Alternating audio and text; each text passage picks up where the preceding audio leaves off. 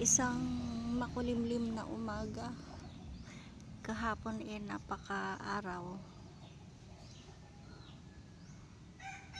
Feeling ko ngayon na talaga darating ang bagyo. Pero kalmado pa lang siya, makulimlim lang.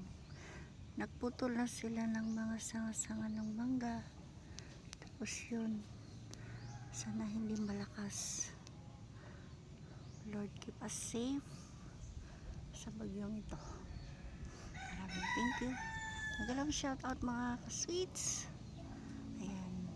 Ingat kayong lahat and be prepared sa mga hindi makakalabas dyan. Maganda na ng mga pagkain sa bahay. Mga ilaw, flashlight, yun nga lang. Flashlight, wala akong flashlight pero may solar ako. 3 yung solar light ko plus yung cellphone. So, ingat sa lahat.